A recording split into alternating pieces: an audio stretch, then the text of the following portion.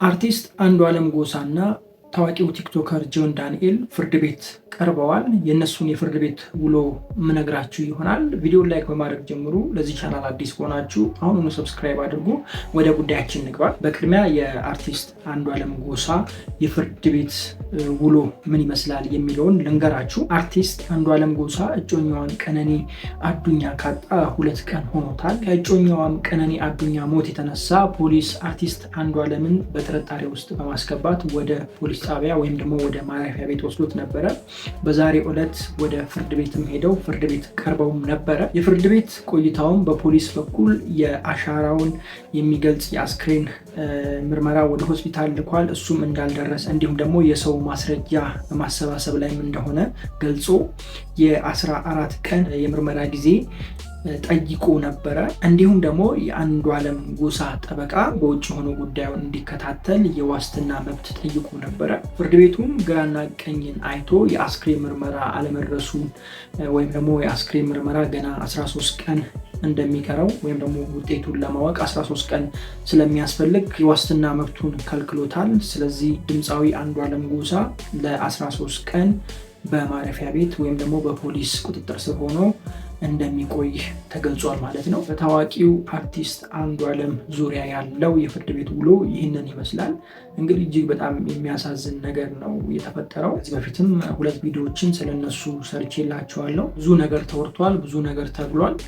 እንግዲህ ምርመራው ደርሶ ውጤቱን ለማወቅ እኔ ራሴ ቸኩያለሁኝ። እውነት ለመናገር አብዛኞቹ ፍርዱላ ጀምረዋል። ቲክቶክ ላይ ላይቭ ላይ ገብቶ መፍረድ ጀምረዋል። በቃ እሱን የገደላት እንትን ነው፣ እንደዚህ ነው፣ እንደዚህ ነው፣ እንደዛ ነው እያሉ ፍርዱላ እየሰጡ ነው። ብቻ እንግዲህ ፈራጅ ባንሆን ጥሩ ነው።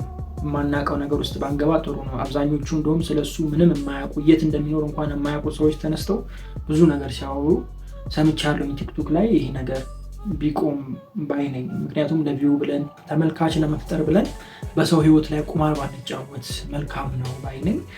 እናንተ እንደዛ ማወራችሁ አላወራችሁ ያው ፖሊስ የያዘው ጉዳይ ነው። ሕግ ከያዘው ሕግ እውነታውን ይደርስበታል። በእውነታው መንገድ የሚገባውን ፍርድ ያገኛል ካደረገ ማለት ነው። ግን ብንታገስ ጥሩ ነው። ለማውራቱም ነገሩ ካረጋገጠን በኋላ ቢሆን አሪፍ ነው ባይ ነኝ። በመቀጠል ወደ ቲክቶከሩ ጆን ዳንኤል የፍርድ ቤት ቆይታ ወይም ደግሞ የፍርድ ቤት ሂደት ልንገራችሁ። ከዚህ በፊት አንድ ቪዲዮ ሰርቼላችሁ ነበረ። ናዮ አርግዛለች ብያችሁ ነበረ፣ ወይም ደግሞ ለመውለድ ደርሳለች የሚል ቪዲዮ ሰርቼላችሁ ነበረ። ስለዚህ የዋስትና መብት ጠይቀው ነበረ እነ ጆን ዳንኤል። ከዚህም የተነሳ ወደ ፍርድ ቤት ተጉዞ ነበረ። ፍርድ ቤትም የዋስትና መብታቸውን ድጋሜ ከልክሏቸዋል። አሁንም የዋስትና መብት አልፈቀደላቸውም። እንግዲህ ባለፈው ነግሬያቸዋለሁ። ልጅቷ ወይም ደግሞ የጆን ዳንኤል ጓደኛ ናዮ የምትባለው በቲክቶክ ስሟ አርግዛለች። ኦልሬዲ ልትወልድ ደርሳለች። እንግዲህ ዋስትና መብት ከተከለከለች የምትወልደውም ያው በዛው በማረሚያ ቤት ሊሆን ነው ማለት ነው። እዛው ማረሚያ ቤት ውስጥ ልትወልድ ነው ማለት ነው። እጅግ በጣም ነው ያዘንኩት እኔ። ሌሎቹ ቀርተው ለእሷ የዋስትና መብት ቢሰጣት አሪፍ ነው ባይ ነኝ። ምክንያቱም የትም የምትሄድበት ነገር ይኖራል ብዬ አላስብም። ትሻለች ብዬ አላስብም። ቢፈቀድላት ደስ ይለኝ ነበረ እንደ ግል ሀሳብ ማለት ነው። ያው እኔ ሙያ ውስጥ የለውም ወይም ጠበቃ አይደለሁም ወይም ደግሞ አማካሪ አይደለሁም። ግን ውጭ ብትወልድ ደስ ይለኛል። ግን ፍርድ ቤቱ ከልክሏል። እስካሁን ያለው መረጃ ፍርድ ቤቱ ከልክሏቸዋል።